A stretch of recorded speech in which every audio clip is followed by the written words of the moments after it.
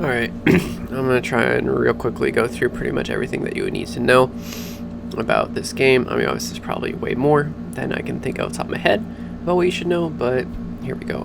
First things first, two things you always want to do is make sure you have a good scout and a good trainer, which is under front office and personnel. These are all important, but wow, I'm a legendary GM and manager. Oh, fantastic. Well, that's because I fixed this damn team. But anyways, when you are the GM and the manager, your bench coach is pretty important to have. Somebody decent, because this is going to be the guy who controls your team when you're just simulating through it all. And I have a guy who heavily favors prospects, power, offense, and is kind of a little bit more towards hitting, but kind of pitching, and then favors on-base percentage over batting average, because those are things that I value. Power, in my opinion, is way more important than speed, because power gets you home runs and doubles and stuff. And if you hit really well, it doesn't matter how fast your guys are, really. And then that will also affect how they're going to manage games. And I kind of picked this guy because he didn't have strong opinions one way or the other for how the game strategy could be, which means I can control what the game strategy is by going to strategy in here and moving these sliders around to be like, hey, I want you to steal bases maybe a little above average, but not a lot. I want you to have slightly aggressive base running, but I don't want you to use hit and run because I don't think it works out well. I don't want to use squeeze bunt plays. I don't want you to try and bunt for hit. And you can really modify. I made sure that lefty-righty matchups was something that he valued a lot for relievers and starting pitchers, and that he pulled my pitchers relatively early because I have so many good pitchers that if somebody starts effing up, I can bring in somebody really, really well to do it. I didn't lock the strategy in because I didn't think he was going to make any changes, since he's a guy who doesn't have strong opinions either way or another. Obviously, your pitching and hitting coach are good or important. I would normally have a power hitting coach, but this guy, I grabbed him for patience because he handles development excellently and influences mechanics outstandingly. And most of my guys who still need to develop something, it's their eye. It's their eye and their plate discipline. And he has excellent relationships with all the hitters, and the only people he is not on great terms with are pitchers. So that was important for that. First base and third base coach is completely brand new to this version of the game, and there are only like 3 things you need to look at with this. Let me show it real fast. Oh, here it is, staff roles. Because you need somebody who can teach catching, somebody who teaches infield, somebody who teaches outfield, and somebody who teaches running. So I grabbed a first base coach that was legendary in 2 of them, and a third base coach that was outstanding in 2 of them. Because that's all that matters. Your bench coach, I think, yeah, you could make your bench coach have one of these 2, but basically a person can't do 3 of these roles. So you just want one, and other than that, the first base and third base coach don't do anything else. They do not do anything else, actually.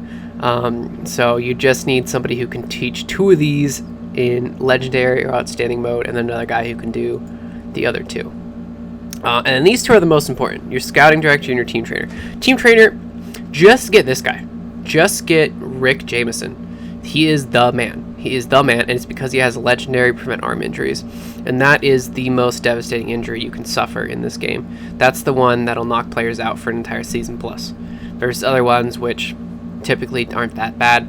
Fatigue recovery, having that be outstanding, is actually also pretty nice, because what that allows me to do is potentially skip my 5th starter in place of just starting the rotation over again, because my guys were recovering so quickly. That's slightly less important, but it is nice that he is outstanding, and there's no area where he's below good. And that's why you always want Rick Jameson. Or Jameson? Yeah. Jameson? And then other super insanely important one is your scout. Because I picked this guy because when I started this sim, I needed somebody who could scout the minor leagues for me outstandingly. And then amateurs for the draft, because the first season I was going to suck, and I wanted to know how the draft picks and how the minor leaguers would turn out, how the guys of the future could be, so I could scout them better than other people. And that's that's super important. So let me show you. And then he had excellent other ratings, so that was good. He also favors ability, which there's only, I forget what the other one is. Ability is one where you're going to see a lot of guys who are going to be, you're going to get more guys into your major league systems. You're going to get less guys who will bust out. But the other one is, I forget what I think it's favorite ratings. And that one, you get more superstars, so you get more guys with high ceilings, but a lot more guys who could potentially not make it to your major league system. And I was trying to rebuild. I was more looking to get as many quality pieces as I can, and didn't necessarily care if they were the most outstanding superstars, because I could tell that for myself, essentially. And once again, I just need more guys. But this is important because, let me go over here to prospects. So here's all the prospects. And as you see, the ratings changed here because I switched back and forth between OSA and my head scout's opinion. And OSA is like the general system, and that's what the PC, this is what the computer normally goes by in determining who they think is valuable. Like this shortstop, they believe he's going to be 80 overall. They think this guy's going to be incredible at crushing. He's the number 2 prospect, and that's good. Those are all average accuracy is pretty good. But he's a minor league guy. He's been in the minor league system, and my guy's excellent at scouting minor leaguers, so his accuracy is higher, and he knows that his potential is actually a little bit lower than what the main scouting leagues thinks he's going to be. This guy, the number 1 prospect, is an example where you just really... My scout thinks he's going to be worse than they do, but neither of them are very confident in it. And I can actually get this information real fast. If I go here to actions and request a scouting report, then my scout will actually go look at him, and this will bump up to average accuracy, and I'll know better, and therefore I'll definitely know better if he's actually not going to turn out anywhere near as good as they think. And the reason he has such a high swing is because he's a 17-year-old who is signed in the international free agency, so we haven't seen much of him, so we don't know how well he's going to be. And I wonder if there's an example. Okay, here's a good example of like major swing. This guy, OSA, is thinking he was a draft pick. He's played a lot in the minors, so my scout has had plenty of time to look at him. They think he's going to have 80 stuff, 60 movement, and 55 control, which, by the way, this means strikeout ability. This means prevent home runs and make sure they get ground balls. And this one means, not having wild pitches and not walking guys. But if we go to my head scout, since he's been in the minors for so long, has had plenty of time to see him and knows that he is going to hit nowhere near as good as the overall scouting people think he would be. And so this guy would be somebody who I would try, if he was on my team, I would try and trade him because another team's going to think he's incredible, but my guy knows he's only going to be about league average. And that's why scouts are so important. Game settings. Where is it? Yeah, something nice to change if you go to game settings is changing the overall potential ratings to a value system. By default, it sets it as stars, and that's fine, but I prefer numbers. Then players and face gen. In here, you want to go down and use player personality ratings and show personality ratings on the profile page. That is important because let's go back to prospects. You can see here, where is it? Okay. Oh wow, this is very good actually. So this guy has a stupid high ceiling, may not live up to it, and the reason my scout doesn't think he's going to live up to it is because he has low work ethic and intelligence. And prospects that are low in that are much less likely to actually reach their potential. And then adaptability will also definitely hurt as well, but not as much as work ethic and intelligence. Typically, if a guy has high work ethic and high intelligence, he might actually exceed what its potential is, and he's almost guaranteed to actually reach it. So that's important when you get to draft stages or you're looking at minor league prospects to rebuild your system. So that's why I made sure to turn it on, so I can know. Okay, what the hell? Why am I seeing all that? Okay.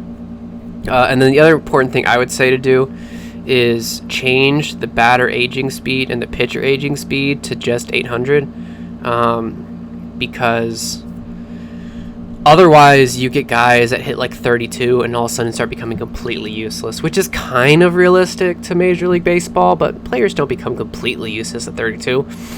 And this just makes it so that you can go for longer sims and your guys don't get terrible too super duper fast at an unrealistic pace.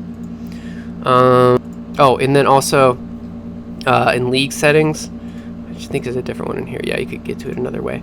But in league settings, I do this because I can't stand not having DHs. I turned on National League DH rule, which you can just do by default. You can even change like the active roster size, what the expanded roster size is going to be.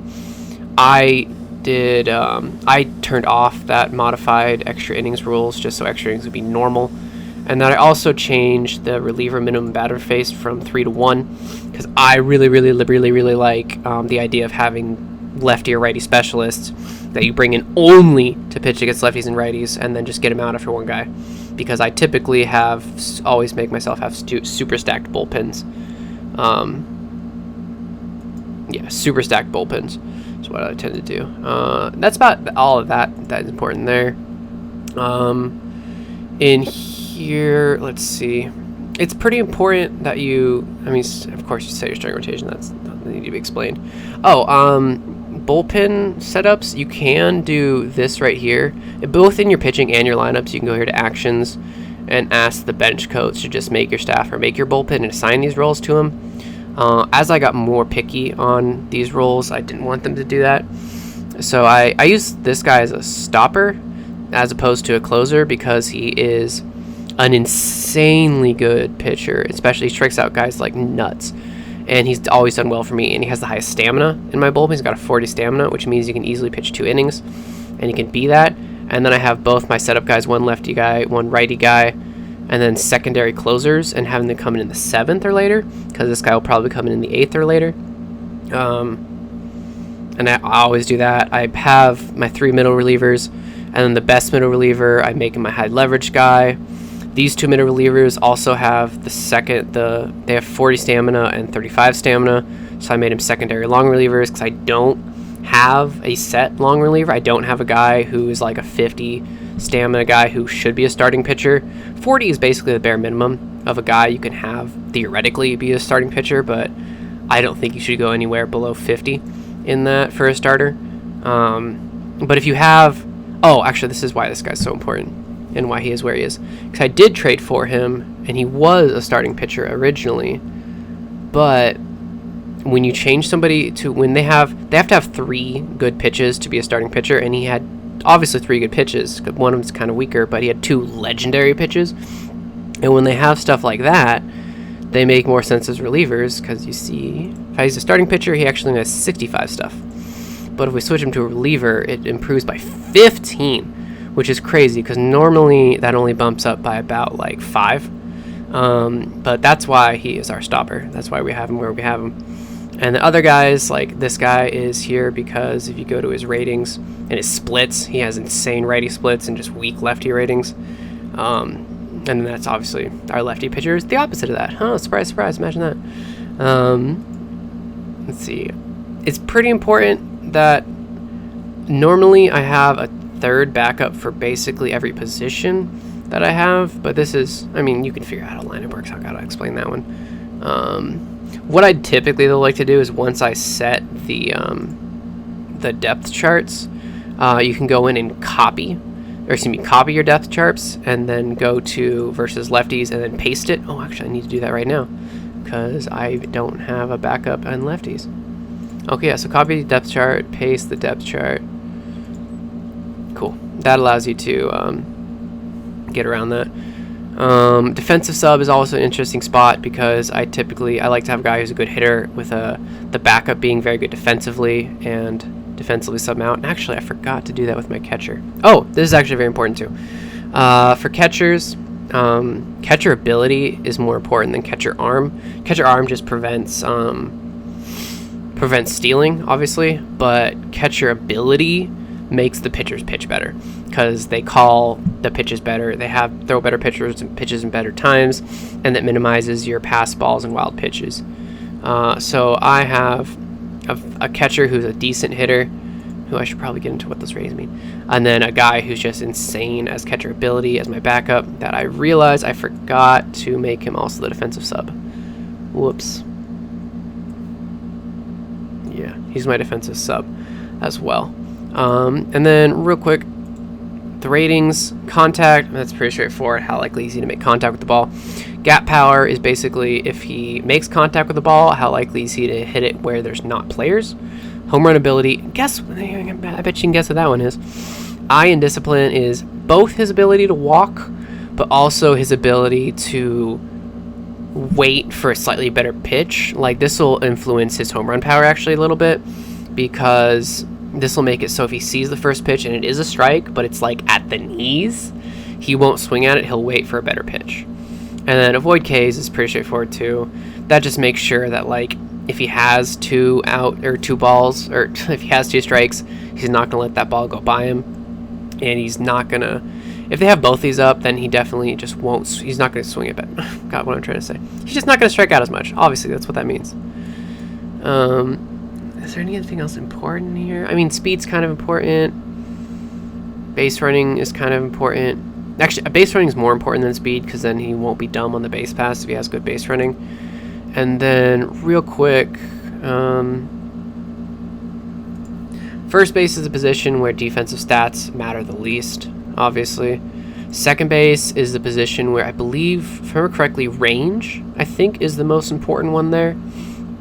Arm is kind of important, but is not as important as a range. Turn double play is ludicrously important at second base. Shortstop, range is actually the most important stat over the other ones. Arm is pretty important too, not as important as third base, and double play is also obviously very important. And these ratings will affect how good their potential ceiling is at these ratings at first and third base. And these guns go up way faster when they're in the minors. They go up a lot during spring training too.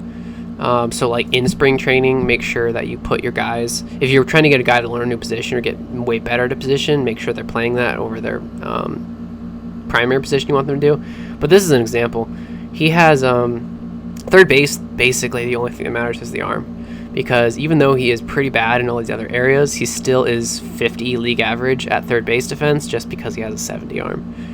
And that's pretty important. And like, even I think Miguel Andujar, who, yeah, even with such low turnover play and these other things, his good arm makes him just barely below league average at third.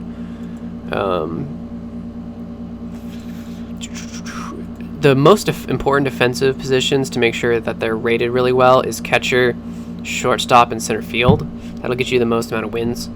Left field is where you can put guys who aren't great defensively. I mean, still passable defensively.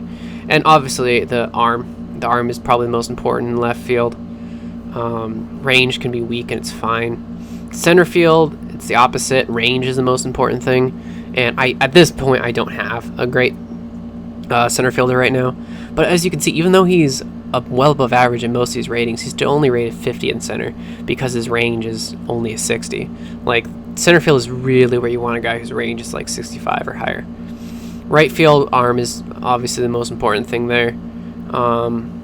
And once again, like, he's better at left than he is at right with those defensive ratings, and that's just because left field is an easier position to play.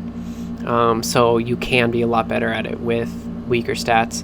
But the 65 arm, that's why we have him in right. That's pretty important. I think I've actually covered everything then. Yeah, I believe I have. Oh, wait a minute. Very important, actually. Before your seasons begin, you need to make sure you set, where is it? Is this it? Player development? Finances, that's it, yeah. You need to set your scouting budget, your development budget, your international free amateur. Actually, you don't have to set international free amateurs. You can change that right before the day happens, and you'll still get the money. You can keep that money in your total availability slot, even if you don't put anything there. Your draft budget should probably be about 9 million, I'd say. One nice thing about that is whatever you don't spend, you get it back too as well. But those are things you have to set before your season begins. And I have above league average for player development because I had so many prospects I was trying to do. And I actually brought this down from what it used to be before. I think I had like 23 million towards development initially because I had so many prospects. They recommend how much you should have. That's true. International free amateurs, I've had terrible luck with these, and I haven't seen any that have been exceptional recently, so I haven't spent any money on that. But these are things you have to set ahead of time for sure. And then last thing is the minor league system. This one is something where you can just have the AI set up all your teams, lineups, and everything, which is pretty nice, especially if you're not really playing a team where you're wanting to fully rebuild. And I'm starting to rely on that now because at the moment I really only have 2 guys. I think I have a 3rd guy. Yeah, this guy actually. I have 3 guys in my minor league system that I care about and not a damn other soul. I could give a fuck on that one. And that you can do it that way where you just tell the AI to set it, but what you should do is go in here into manager options, and this is where you can control who does what. Like I just realized we didn't have minor league personnel, and I didn't want to go through the trouble of every single team trying to hire on 3 people for everything. So I made my assistant GM in charge of that. And then the minor league free agent signs and releases, I made the minor league manager in charge of that. And this, I should actually change this. With the, actually no, I'm probably going to change this one to let the minor league coaches manage that. No, actually I'm not, because I still have some guys, and especially this one. I need to make sure that I'm controlling the lineups and the depth charts all the time, because I am trying to make sure, if I go to my AAA team, I'm trying to make sure that Jason Dominguez is getting start in 2 different positions. And why are you starting in right field? I'm so confused. Why would I have him be... I don't know why. I've randomly decided he should be a backup in right field. That seems odd to me. I might change that. I think it's because I set... I don't know. But yeah, I'm trying to make sure that he learns left and right. I actually want him to learn center too. But I think he's starting center every 10th game. I have a feeling that he probably... he's pretty experienced in all of it. I think I might go back to starting him in center a little more. But yeah, I'm trying to make sure Jason Dominguez can cover every outfield position, so that's why I'm controlling that. But you can determine for yourself how much you actually want to control in this situation. Drafts can get a little obnoxious. That one gets a little complicated when you get there. Last thing I will show is transactions. That's where you'll find MLB transactions, where you find personnel assigned. Like if I wanted to get a different hitting coach or a scouting director at this point. What? Why is there only... Oh, right. Because currently, yeah, I have this customized because I wanted to find a finesse pitcher to be my AAA pitching coach, because I have the only prospect in AAA that I care about right now. The only thing he has left to develop is his control. So that's why I was trying to find a pitching coach who not only could teach finesse pitching, or is a finesse pitcher, so he would influence his control very well, but also... I'm still looking at hitting coaches. But also has... Yeah, the best we could do for development, I think, was good. And I grabbed him. You want to make sure somebody has high development and high mechanics, so that they'll actually do their job correctly. I mean, I'm sure you know what a waiver wire is, and free agencies, all that jazz. Player trade is interesting just because of a strategy you can do. Let's see. I think the Tigers, I was looking into them before. Yeah. So the Tigers, actually this is a bad example. The best thing I could recommend for this is, like, say you want to get somebody good. I don't want to get a prospect, actually. I need somebody who costs money. Alright, let's get this guy. So if I wanted to trade for him, and let's say I was getting rid of another starting pitcher I have who I don't want anymore. Like Jack Flaherty, sure. Still weighing the pros and cons of my deal. We'll say, sure, what do you need to make it work? And let's say, okay, let's say this guy wasn't in there. Let's say I had this guy. And I'm like, cool. I don't want to trade this guy because I didn't want to use this guy. I have plans for this guy in the future. But he is a guy who'll make it work. Cool, it's a deal. And then you make them absorb some of the contract until they don't want to make the deal anymore. And then you just keep clicking make it work. Keep adding in useless guys. Should be ready. Cool. That only took off 5%. Keep adding in guys that you definitely don't need. And so you create a nice, decent prospect package for them. And you can remove the guy from the deal that you didn't want to give them. And then reset that back to 0. He still doesn't want to take it, though. Okay. And then that's when I would have to give up this guy.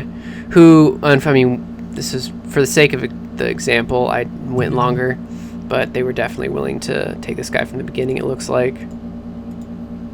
Cool, and I want them to absorb more of the money. So I'll do that up until I can offer another guy that I never cared about. Because let's say I'm trying to make a deal where I'm just trying to save a bunch of cash. This guy's not the best example because he's not a very expensive pitcher anyways, but that's how you can make good deals, by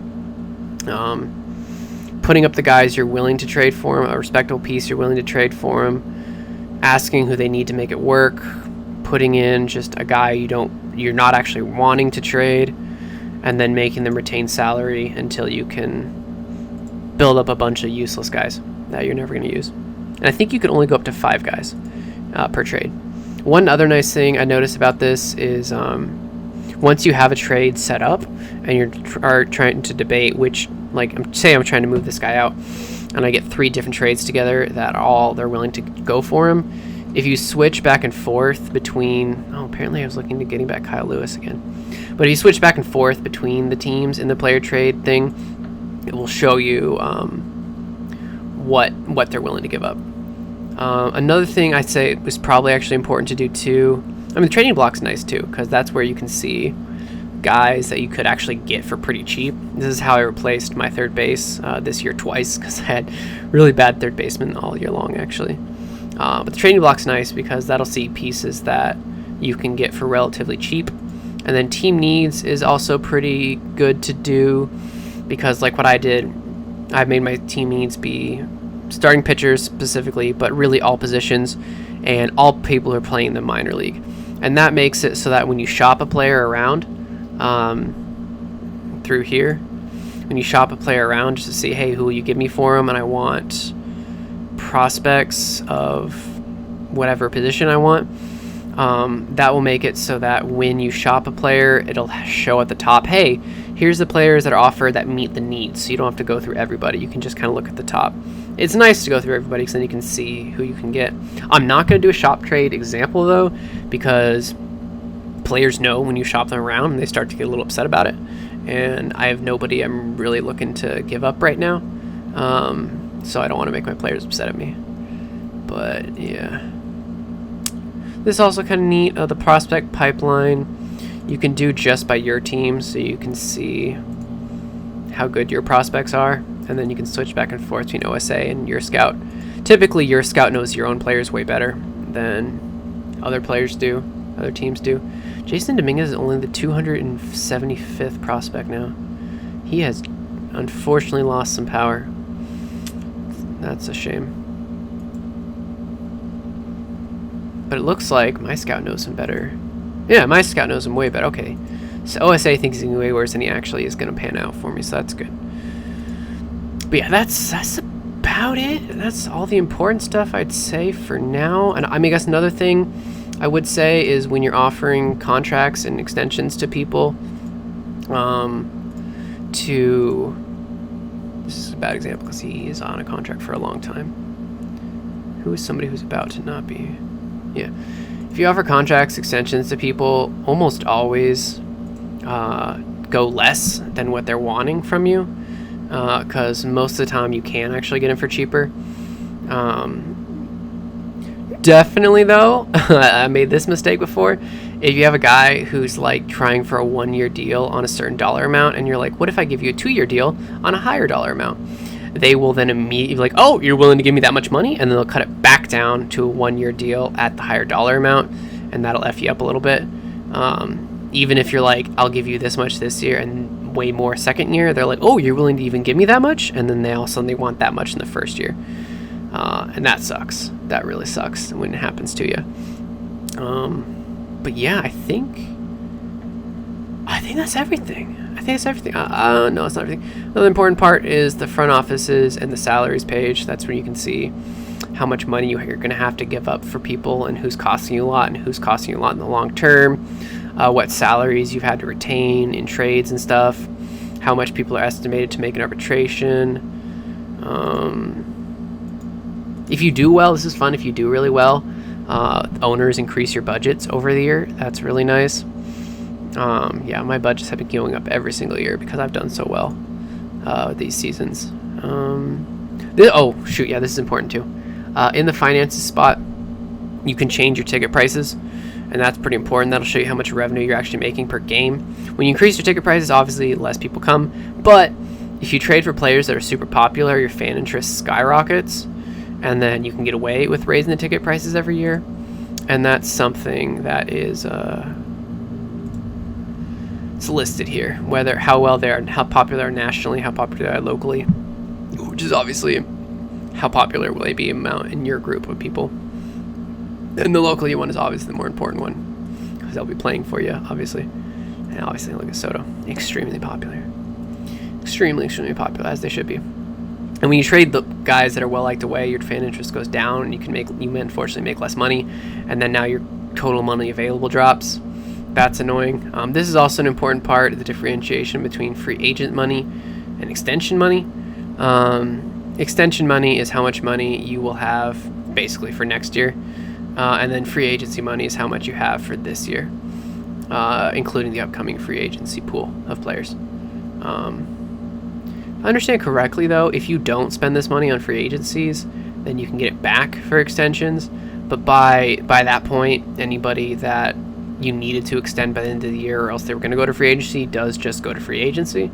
So that's why the extension one's important. But sometimes you get lucky, and I know I have so much money for free agency and no money for extension, so I won't sign a guy to extension because I know I can give him the bag in free agency, and that's important. Oh, other critical thing, actually. The owner tab is nice for this, but I'm going to show it in a different spot, which is the manager's office. The manager's office is very, very important because that'll show you what your upcoming schedule is like, important mail, interesting players on the waiver wire, interesting players on the trade block, stuff like that.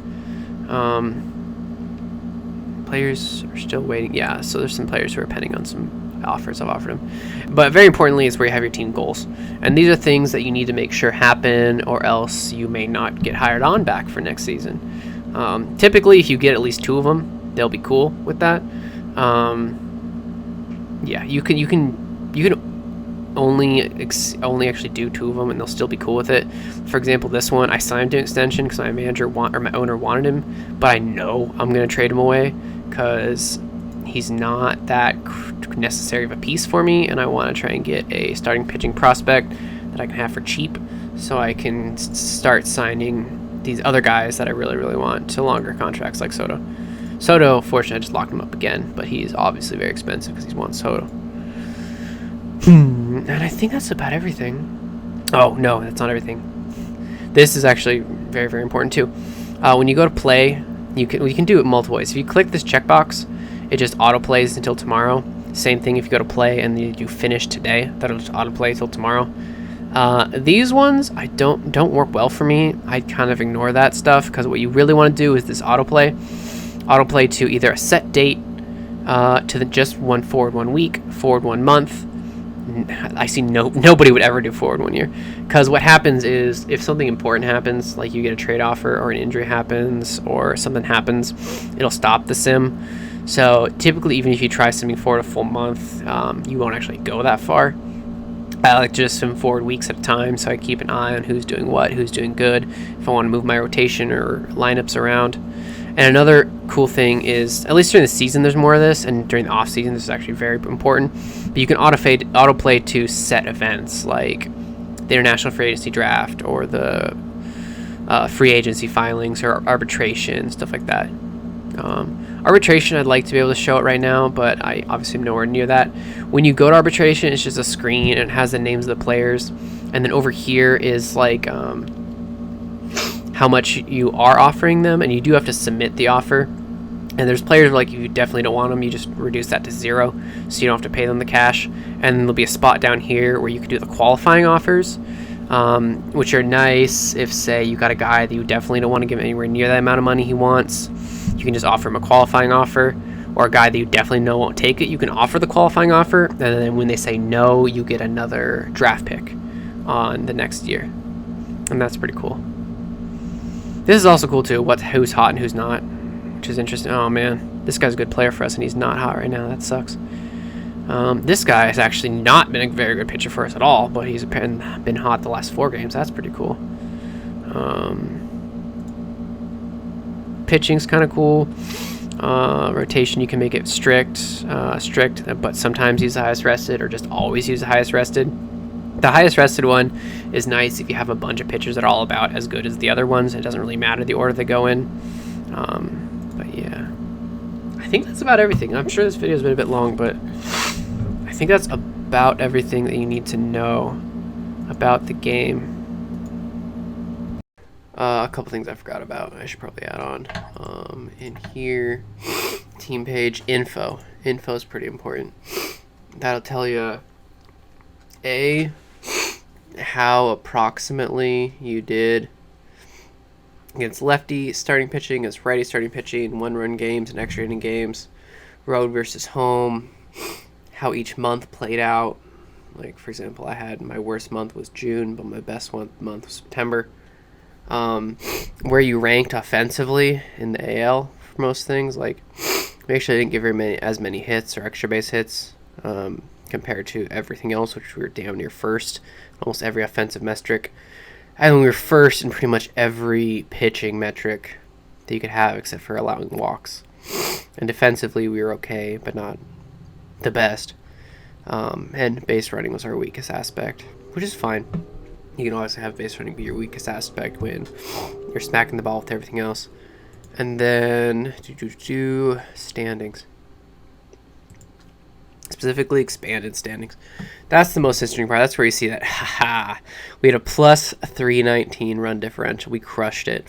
And even then, with that much, we should have performed 111 and 51, but we ended with 113 and 49. So you're actually plus 2 better than a run differential would suggest. And the Rangers, actually, oddly enough, they got lucky, even though they sucked horribly. They performed better than they should have.